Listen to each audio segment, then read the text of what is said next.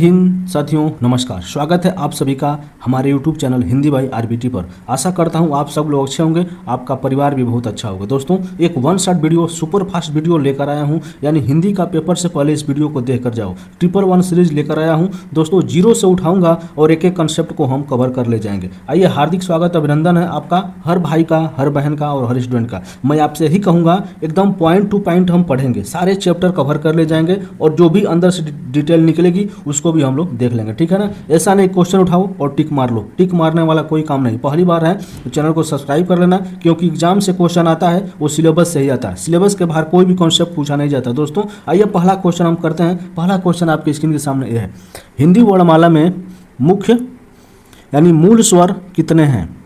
देखिए, जब भी स्वर की बात करता तो आप सीधे जाते 11 स्वर। टोटल हिंदी में कितने स्वर हैं? 11 स्वर है। लेकिन यहाँ पे आपसे पूछ रहा है कि मूल स्वर कितने हैं, तो मूल स्वरों की संख्या 4 होती है। और वो कौन से होती है? अ, ई, उ और या री। यह 4 टोटल मूल स्वरों की संख्या होती है। तो किसके साथ लॉक हो जाएगा? ऑप्शन नंबर ए के साथ लॉक होगा, 4। हिंदी वर्णमाला में मूल स्वरों की संख्या 4 है। ठीक है, कॉन्सेप्ट समझ में आया तो लाइक कर दीजिए। बढ़ेंगे आगे नेक्स्ट सवाल की तरफ। भाषा की सबसे छोटी इकाई को क्या कहते हैं? देखिए, जब भी भाषा की सबसे छोटी इकाई कहेगा तो क्या हो जाएगा? वर्ण हो जाएगा। ठीक है, वर्ण हो जाएगा। और वर्ण कैसी? आपकी लिखित इकाई है, ये भी ध्यान दीजिएगा। वर्ण आपकी लिखित इकाई है, लेकिन वही मौखिक इकाई कहता तो आपका ध्वनि होता। ठीक है, अगर इसमें एक और ट्विस्ट आता, ये कहता कि भाषा की सबसे छोटी सार्थक इकाई क्या है, तो वो आपको शब्द के साथ जाना पड़ता। ठीक है, यह कैसी है? शब्द आपकी सार्थक इकाई है। ये भी कंसेप्ट आप क्लियर करिए। ये शब्द भाषा की सबसे सार्थक इकाई है और छोटी इकाई भी है। लेकिन अगर केवल यहाँ पे छोटी इकाई की बात कर रहे हैं, आप ऑप्शन नंबर ए के साथ लॉक करिए। ऑप्शन ए आपका वर्ड सही जवाब है। ठीक है, बढ़ेंगे अगले सवाल की तरफ। नेक्स्ट, जो ध्वनियाँ ना स्वर हैं ना व्यंजन हैं, इन्हें क्या कहते हैं?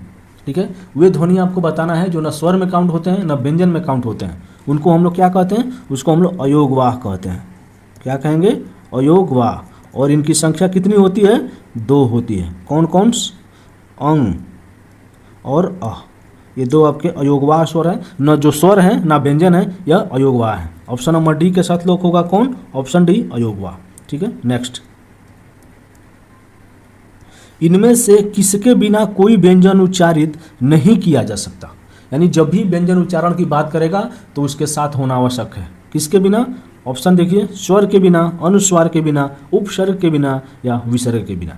तो आप किसके बिना कोई भी व्यंजन उच्चारण नहीं कर सकते हो? ऑप्शन ए के साथ जाना पड़ेगा, स्वर के बिना। देखिए, अगर मैंने लिख दिया, ठीक है, मैंने अगर क लिख दिया तो इसमें भी एक व्यंजन है ना, तो इसमें भी क्या है? आपका स्वर उच्चारित है। लेकिन अगर हम क को ऐसे लिखते हैं, हलंत लगा के लिख देंगे और अ को अलग कर देंगे, तो यही आपका, यह आपका व्यंजन नहीं कहलाएगा। इसको हम उच्चारण कर ही नहीं सकते। ठीक है, तो इसके साथ स्वर का होना आवश्यक है, तभी हम इसका उच्चारण कर सकते हैं। नहीं तो क जो है इसका वर्ड का, चाहे कोई भी व्यंजन का उच्चारण हम लोग नहीं कर सकते। ऑप्शन ए के साथ लोग करिए। चलिए अगला, सुख दुख के बीच लगने वाला चिन्ह है। निर्देशक, योजक, विवरण या अल्पविराम।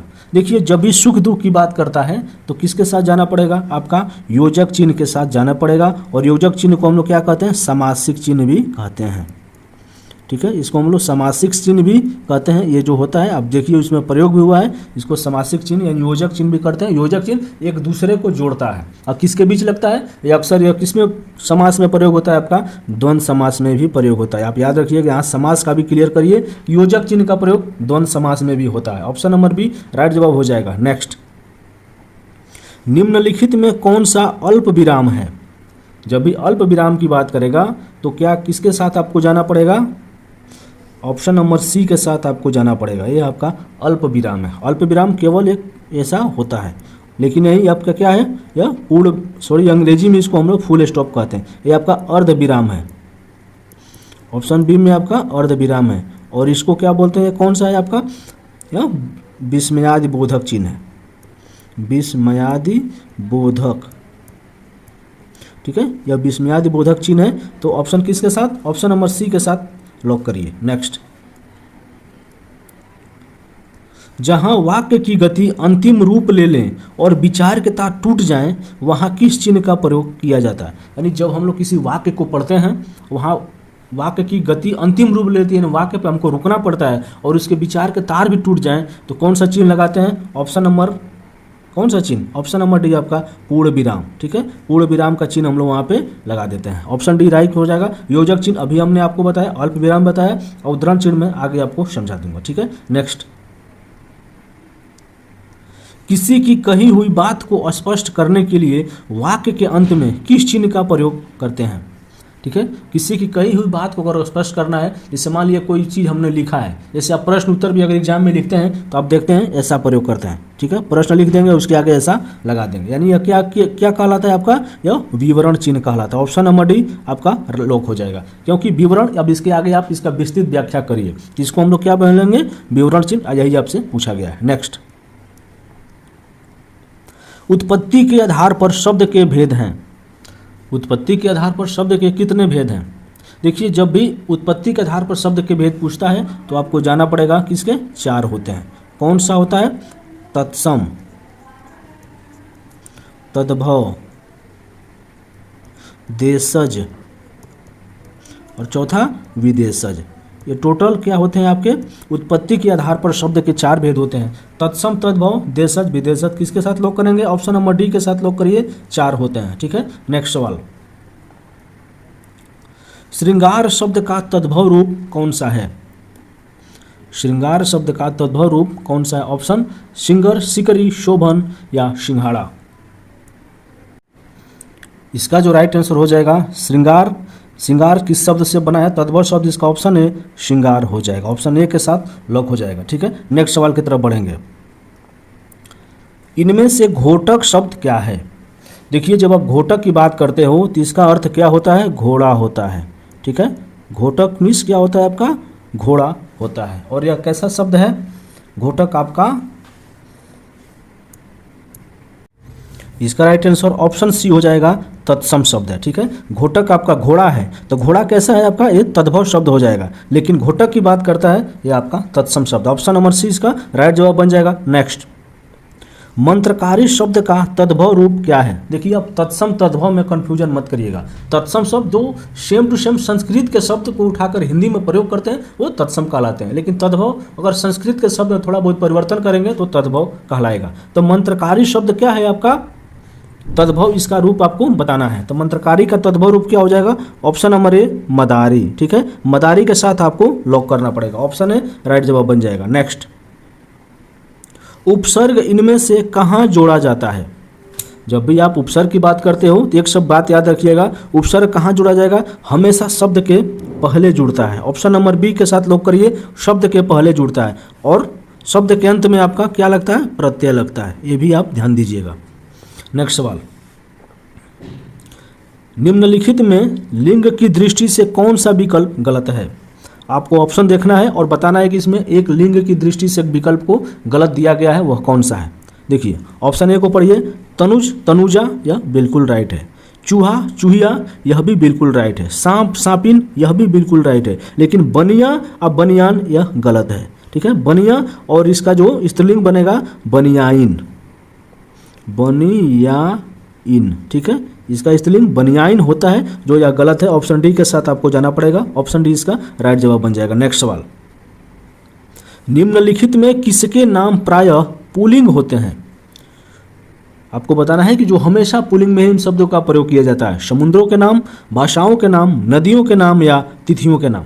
देखिए, इन सब प्रश्नों में अक्सर आपको ऑप्शन से टिक करना पड़ता है। ऑप्शन देखिए, ऑप्शन ए समुद्रों के नाम, समुद्रों के नाम आप पढ़िए, हिंद महासागर, प्रशांत महासागर, अटलांटिक महासागर। ठीक है, या क्या है? यही आपका पुल्लिंग होता है। अब नाम से स्पष्ट करेंगे। भाषाओं के नाम पढ़िए, जैसे हिंदी, अंग्रेजी, उर्दू, फारसी, ये आप सब क्या है आपका? स्त्रीलिंग हो जाएंगे। वही नदियों के नाम पढ़िए, नर्मदा, गंगा, गोदावरी, कावेरी, ये भी आपका स्त्रीलिंग ही हो जाएगा। तिथियों के नाम पढ़िए, तिथि का नाम रविवार, मंगलवार, बृहस्पतिवार, शुक्रवार, ये दिनों का नाम हो जाएगा। तिथियों का नाम 21, 22, 23 तिथियों के नाम हो जाएंगे। ये सभी क्या स्त्रीलिंग है, लेकिन प्रायः पुल्लिंग होता है समुद्रों के नाम। ऑप्शन ए राइट जवाब बन जाएगा। नेक्स्ट, निम्नलिखित में किस विकल्प में सभी शब्द स्त्रीलिंग है? यानी जो सभी जितने भी शब्द हैं वो स्त्रीलिंग है, आपको ऑप्शन के साथ टिक मारना पड़ेगा। ऑप्शन देखिए, शीशम, नर्मदा। आगे पढ़िए, विहग, गरुण, साहित्य, जहाज, समाधि और दीमक। देखिए इसका जो राइट आंसर बनेगा ऑप्शन नंबर डी के साथ जाना पड़ेगा, यही आपका स्त्रीलिंग है। समाधि, उसने समाधि ले ली है। दीमक, पेड़ों में दीमक लग गई है, तो यही आपका ऑप्शन डी राइट हो। शीशम, नर्मदा, शीशम देखिए नर्मदा तो स्त्रीलिंग है, लेकिन शीशम क्या आपका पुल्लिंग हो जाएगा। विहग, विहग मतलब क्या होता है, और गरुण, गरुण आप जानते हैं कि गरुण जो है चील जो बाज होता है उसको हम लोग गरुण कहते हैं, वो भी आपका पुल्लिंग है। साहित्य, जहाज, साहित्य तो स्त्रीलिंग है मतलब, लेकिन जहाज आपका पुल्लिंग है। लेकिन ऑप्शन डी में समाधि और दीमक दोनों स्त्रीलिंग है। ऑप्शन डी लॉक करिए। नेक्स्ट, हिंदी भाषा में वचन कितने प्रकार के होते हैं? जब भी आप हिंदी भाषा में वचन की बात करते हो तो वचन आपके दो होते हैं, एक वचन और बहुवचन। ऑप्शन नंबर बी के साथ लॉक करिए, ऑप्शन बी 2। नेक्स्ट, मैंने आम ले लिया है का बहुवचन क्या होगा? ऑप्शन पढ़िए। मैंने आम ले लिए हैं, नहीं मैंने नहीं, यह गलत हो जाएगा। मैंने आम लिए हैं, ये भी गलत हो जाएगा। ठीक है, मैंने का बहुवचन अगर बनाएंगे तो क्या हो जाएगा, हम हो जाएगा। मैंने का हम, तो हम से क्या बनेगा, हमने। हमने आम ले लिए हैं, यही आपका राइट जवाब ऑप्शन नंबर सी। हमने आम ले लिया है, नहीं ये गलत हो जाएगा। ऑप्शन नंबर सी इसका बहुवचन राइट बनेगा, हमने आम ले लिए हैं। ऑप्शन सी लॉक करिए। नेक्स्ट, मेरे दोस्त के लिए चाय लाइए, इस वाक्य में कौन सा कारक है? मान लीजिए कोई मेहमान आपके घर आ गया तो आप कहते नहीं है कि मेरे दोस्त के लिए चाय लाइए, तो उसमें आप किस कारक का प्रयोग कर रहे हैं? अधिकरण, अपादान, संबंध या संप्रदान? देखिए अधिकरण में तो में पर होता है ना, घर में या मेज पर, ये सब। अपादान ये तो अलग होने का भाव देता है। संबंध कारक का, के, की, ना, ने, नी। लेकिन संप्रदान के लिए, को, ठीक है, के लिए और को, इसका यह चिन्ह होता है के लिए, और को इसका चिन्ह होता है किसका, संप्रदान का। तो आपको किसके साथ, संप्रदान के साथ जाना पड़ेगा। जैसे मेरे दोस्त के लिए प्रयोग हो रहा है, संप्रदान के साथ लॉक करिए। ऑप्शन डी राइट जवाब बन जाएगा। नेक्स्ट सवाल, हे ईश्वर दया करो, रेखांकित शब्द में कौन सा कारक है? हे ईश्वर दया करो, रेखांकित शब्द में कारक बताना है, उसमें कौन सा कारक प्रयोग हुआ है? देखिए इसका जो राइट आंसर, आप आंसर डायरेक्ट क्वेश्चन पढ़ के निकाल सकते हैं। हे ईश्वर दया करो यानी आप संबोधन कर रहे हैं। ऑप्शन नंबर ए के साथ जाइए, संबोधन कारक। करण कारक, करण कारक, कर्म कारक, संप्रदान कारक, यह तीनों नहीं होगा। ठीक है, यहाँ पे आपका संबोधन कारक होगा। ऑप्शन ए राइट जवाब। नेक्स्ट, भारत में हिंदी किस वर्ग के अंतर्गत शामिल है? भारत में जो हिंदी है उसका किस वर्ग के अंतर्गत इनको शामिल किया गया है? राजभाषा, राष्ट्रभाषा, काव्य भाषा या तकनीकी भाषा? इसका जो राइट आंसर बनेगा ऑप्शन नंबर ए हो जाएगा, राजभाषा। राजभाषा यानी राजकाज की भाषा है केवल। राष्ट्रभाषा यह गलत हो जाएगी। ठीक है, तकनीकी भाषा यह भी गलत हो जाएगा। ऑप्शन ए के साथ जाना पड़ेगा आपका, राजभाषा के साथ। नेक्स्ट, हिंदी भाषा कौन सी लिपि में लिखते हैं? हिंदी जो भाषा है वह लिखने की लिपि कौन सी है? गुरुमुखी, देवनागरी, रोमन या सौराष्ट्री? जब भी हिंदी भाषा लिखने की लिपि कही जाएगी आप जाइएगा देवनागरी के साथ। ऑप्शन नंबर बी राइट जवाब हो जाएगा। गुरुमुखी आपकी पंजाबी में लिखी जाती है। ठीक है, यह पंजाबी भाषा की लिपि गुरुमुखी है। रोमन या इंग्लिश है। ठीक है, रोमन लिपि में अंग्रेजी लिखा जाता है। सौराष्ट्री यह गलत है, यह कुछ नहीं है। यानी ऑप्शन नंबर बी देवनागरी जो है हिंदी भाषा की लिपि है। नेक्स्ट, भारतीय संविधान के किस भाग में राजभाषा का प्रावधान है?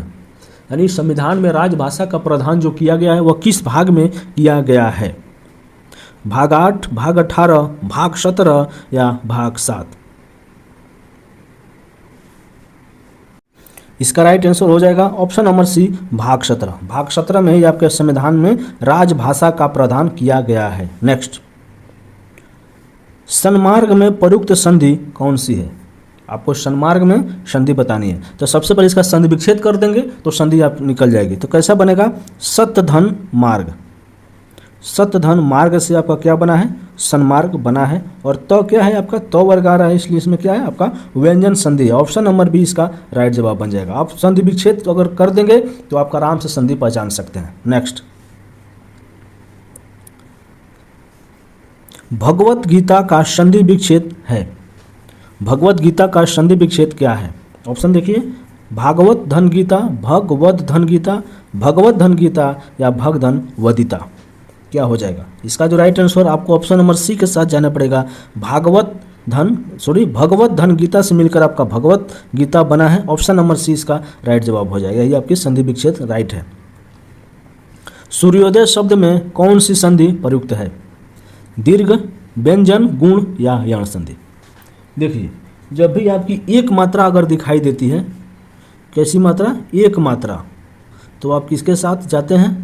आप जाते हैं आपकी गुण संधि के साथ। ऑप्शन नंबर सी इसका राइट जवाब हो जाएगा। सूर्योदय में आपकी गुण संधि है। नेक्स्ट, जिस समास का पूर्व पद यानी पहला पद प्रधान हो वहाँ कौन सा समास होता है? तत्पुरुष, कर्मधारय, अव्ययी भाव या द्वंद्व।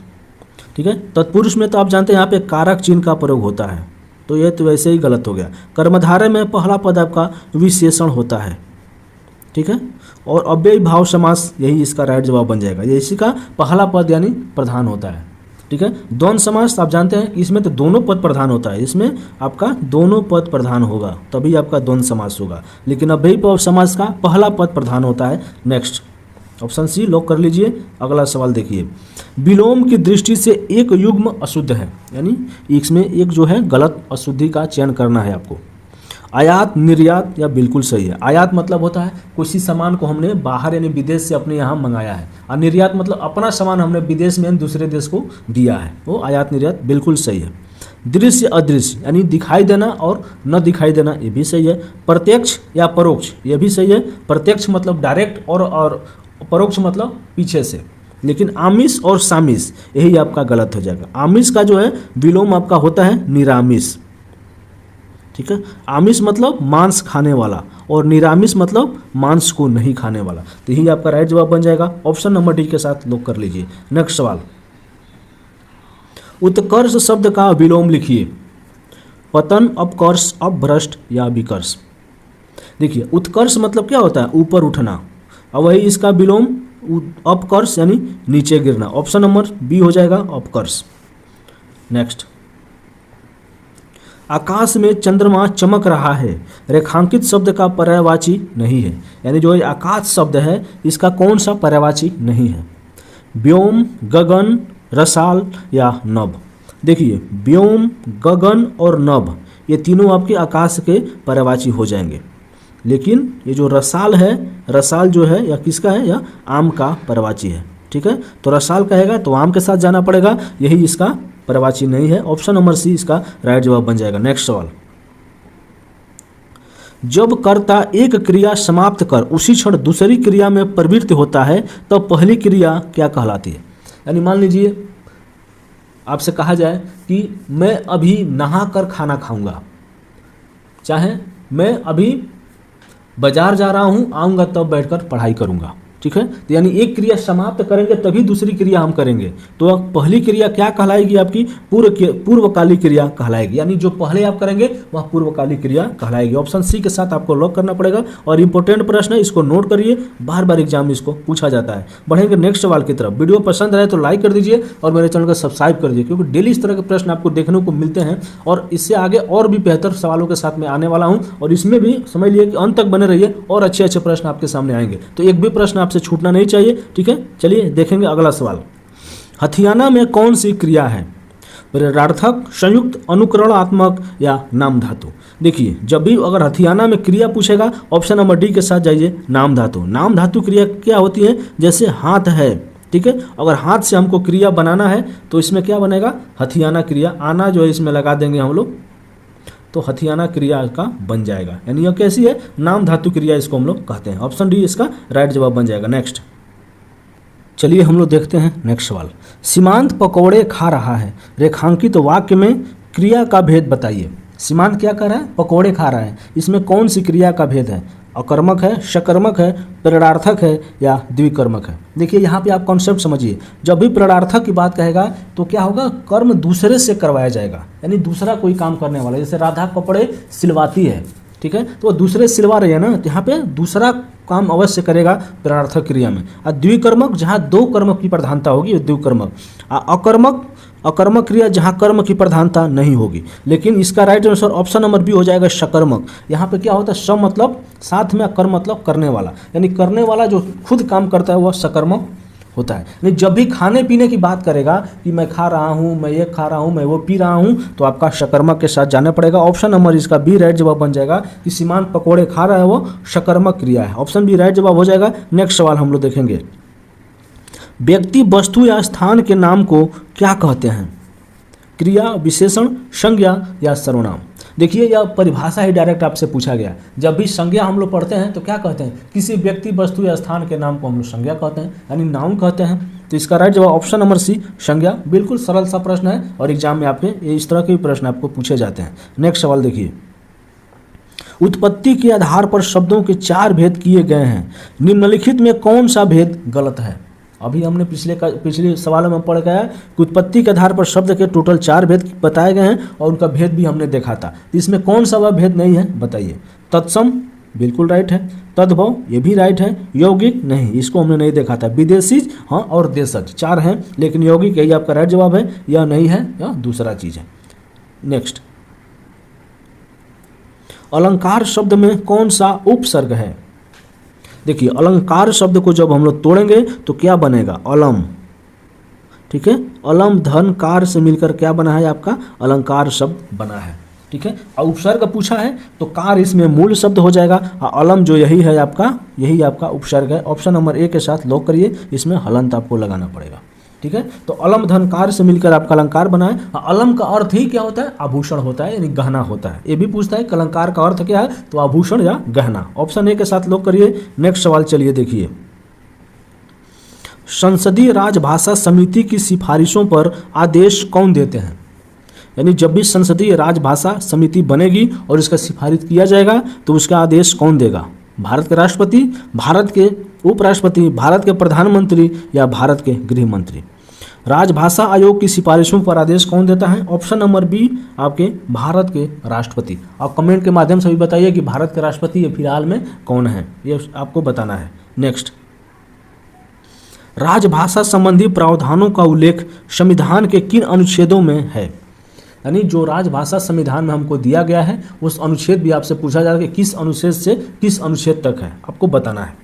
तो आप जानते हैं किस से किस है, 343 से लेकर 351 तक, ठीक है। यह इसमें आपके संविधान में इन अनुच्छेदों में राजभाषा का प्रावधान किया गया है। किस ऑप्शन के साथ जाना पड़ेगा? ऑप्शन नंबर सी 343 से 351 तक। ऑप्शन सी राइट जवाब बन जाएगा। नेक्स्ट सवाल देखिए, प्रतिमान में समास है, तत्पुरुष, अव्ययी भाव, द्वंद्व या द्विगु? देखिए तत्पुरुष जब भी कहता तो कारक चिन्ह आपको ढूंढना पड़ता है, कारक का प्रयोग इसमें है नहीं है, यानी यह गलत है। अव्ययी भाव इसको छोड़िए अभी। द्वंद्व देखिए क्या इसमें योजक चिन्ह है, क्या एक दूसरे का विलोम है, क्या एक दूसरे का पूरक शब्द है, नहीं है, यह भी गलत है। द्विगु समास क्या पहला पर संख्यावाची है, यह भी गलत है। इस तरह से हम पहचानते हैं। तो ऑप्शन नंबर बी के साथ जाइए, अव्ययी भाव समान। प्रतिमान, प्रतिदिन, दिनों दिन, रातों रात, ये प्रश्न आपके प्रतिमान ये जो भी शब्द होते हैं आपके समास में पूछे जाते हैं और अव्ययी भाव समास ही होते हैं। ऑप्शन नंबर बी के साथ लॉक करिए। नेक्स्ट सवाल की तरफ चलिए, मैं विदेश नहीं जाऊंगा, यह किस प्रकार का वाक्य है? प्रश्नवाचक है, निषेधवाचक है, विधानवाचक है या संकेतवाचक है? मैं विदेश नहीं जाऊंगा, यानी नहीं जो शब्द है यही क्या कर रहा है, निषेध की बात कर रहा है, तो क्या हो जाएगा? प्रश्नवाचक थोड़ी है, गलत हो जाएगा। निषेधवाचक वाक्य यही आपका राइट जवाब। विधानवाचक गलत है, संकेतवाचक ये भी गलत है। इसका राइट आंसर बी के साथ लॉक करिए, क्योंकि नौ का भाव प्रकट किया जा रहा है इसलिए यह निषेधवाचक या नकारात्मक वाक्य की श्रेणी में आता है। ऑप्शन नंबर बी राइट जवाब बन जाएगा। नेक्स्ट, आपकी विदेश यात्रा मंगलमय हो, उसी प्रकार का दूसरा प्रश्न हम लोग करते हैं। आपकी विदेश यात्रा मंगलमय हो, यह किस प्रकार का वाक्य है? यहाँ आपके हर एक कंसेप्ट क्लियर होना चाहिए, मेरा उद्देश्य यही है। तो विधानवाचक, संकेतवाचक, निषेधवाचक या इच्छावाचक? देखिए यह आपकी विदेश यात्रा मंगलमय हो, आपकी इच्छा पर निर्भर करता है ना, यानी आप इच्छा व्यक्त कर रहे हैं कि भाई आप जा रहे हो अच्छे से पहुंच जाओ, यानी आपकी इच्छा पे बात हो रही है। ऑप्शन नंबर डी के साथ लो करिए, यह इच्छावाचक वाक्य है। विधानवाचक नहीं, संकेतवाचक नहीं, निषेधवाचक नहीं, लेकिन इच्छावाचक, आप इच्छा व्यक्त कर रहे हो ना, स्वयं से कह रहे हो कि भाई आपकी यात्रा अच्छे से बीत जाए, तो ऑप्शन नंबर डी इसका राइट जवाब बन जाएगा। नेक्स्ट सवाल की तरफ बढ़ेंगे हम लोग।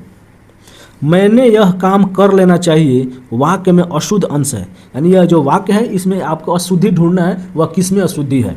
मैंने यह काम या कर लेना चाहिए। देखिए यहाँ पर आपको अशुद्धि की बात करेगा तो मैंने, यही आपका शुद्ध है। इसका शुद्ध वाक्य क्या बनेगा, मुझे यह काम कर लेना चाहिए, ये आपका राइट जवाब है। मैंने नहीं होता है, मुझे होता है। नेक्स्ट, मलिक मुहम्मद जायसी कृत पद्मावत किस भाषा में रचित है। यानी जो पद्मावत है और इसके रचनाकार मलिक मोहम्मद जायसी जी हैं, इसमें आपको भाषा बताना है। भोजपुरी में नहीं गलत, अवधी में, हाँ अवधी में, ब्रज भाषा में नहीं गलत, खड़ी भाषा में नहीं गलत। इसका राइट जवाब अवधी में इसको लिखा गया है। ठीक है, अवधी, सॉरी यहाँ छोटी हो गया, आप इसमें बड़ी ई लगाइएगा। यहाँ पे आपके अवधि इस तरह से लिखा जाता है, इसको मात्रा को आप ऐसे कर लीजिएगा। ठीक है, नेक्स्ट सवाल देखेंगे, टाइपिंग मिस्टेक हो गया है। चलिए, बहुत इंपॉर्टेंट सवाल है, शायद ही आपने इस प्रश्न को अभी तक आपने देखा होगा। चलिए, खसखुरा या गुरखाली भाषा कहाँ की है। ये जो दो भाषा है, बहुत प्रसिद्ध भाषा, एग्जाम में बहुत बार इसको पूछा है। राजस्थानी भाषा है, मराठी भाषा है, गुजराती भाषा है या नेपाल की भाषा है।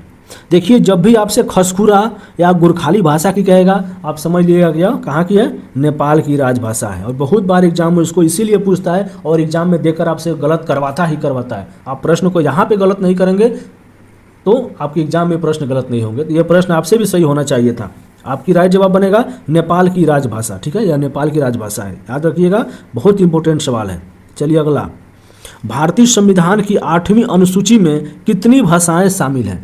यानी जब भी आपकी 8वीं अनुसूची की बात करता है तो कितनी भाषाओं की मान्यता उसमें आपकी दी गई है, 12, 23, 22 या 24। इसका राइट जवाब ऑप्शन नंबर सी 22 के साथ जाना पड़ेगा। 8वीं अनुसूची में कितनी भाषाएं हैं आपकी, 22 भाषाएं हैं। ठीक है, नेक्स्ट आपको बताना है अगला सवाल, रस के कितने अंग हैं, 5, 6, 4 या 3। देखिए, जब भी आपसे रस की बात करता है तो उसके टोटल आपके 4 अंग होते हैं। और वो कौन कौन से अंग होते हैं, अस्थाई भाव, विभाव, अनुभाव और संचारी भाव। रसों की संख्या इसमें आपकी टोटल 9 रसों की संख्या होती है, लेकिन रस के अंग की बात करेगा तो 4 जो है इसके अंग होते हैं। ऑप्शन नंबर सी के साथ आपको जाना पड़ेगा, ऑप्शन सी 4। नेक्स्ट सवाल देखिए, आँखिया हरिदर्शन की भूखी, इन पंक्ति में कौन सा अलंकार है। आँखिया हरिदर्शन की भूखी, इन पंक्ति में अलंकार बताना है। वक्रोक्ति अलंकार, उपमा अलंकार, अनुप्रास अलंकार या मानवीकरण अलंकार। देखिए, जहाँ पर भी मानव के द्वारा किया गया क्रियाओं की वर्णन किया जाता है तो आपके क्या होता है, मानवीकरण अलंकार होता है। ऑप्शन नंबर डी के साथ लॉक करिए। आँखिया हरि दर्शन की भूखी, यानी मेरी जो आंखें हैं वह एक हरि के दर्शन के लिए भूखी हैं, यानी प्यासी हैं। तो यहाँ पे आपके मानव के द्वारा क्रियाओं का विशेषण बताया गया है। ऑप्शन नंबर डी मानवीकरण अलंकार इसमें हो जाएगा। अक्सर यह प्रश्न देता है और आपको अच्छे से करके आना है। चलिए नेक्स्ट सवाल देखिए, छंद शास्त्र के प्रणेता आचार्य माने जाते हैं, यानी छंद शास्त्र के जो आचार्य हैं, प्रणेता है, यानी जिन्होंने उत्पत्ति किया है इसका, वह कौन माने जाते हैं। सूरदास, कबीरदास, अमीर खुसरो या पिंगल। उन्हें पिंगल कहा जाता है, वो इन्हें नहीं छंद के बारे में सबसे पहले सूचना दी थी। नेक्स्ट सवाल देखिए, जिंदगी नामा के लेखक कौन है। कृष्णा सोबती, गगन गिल, केदारनाथ सिंह या कैफी आजमी। देखिए, जिंदगी नामा एक बहुत ही प्रसिद्ध पुस्तक है और इसके लेखक आपके कृष्णा सोबती जी हैं। ऑप्शन नंबर 1 के साथ लॉक करिए। और इनको बहुत ही एक अच्छा पुरस्कार 2017 में इनको दिया गया था, साहित्य अकादमी पुरस्कार 2017 में इनको दिया गया था कृष्णा सोबती जी को। चलिए, लेकिन जिंदगी नामा कृष्णा सोबती के द्वारा लिखा गया है। नेक्स्ट सवाल देखिए, मान प्रत्यय से बना शब्द निम्न में कौन सा है।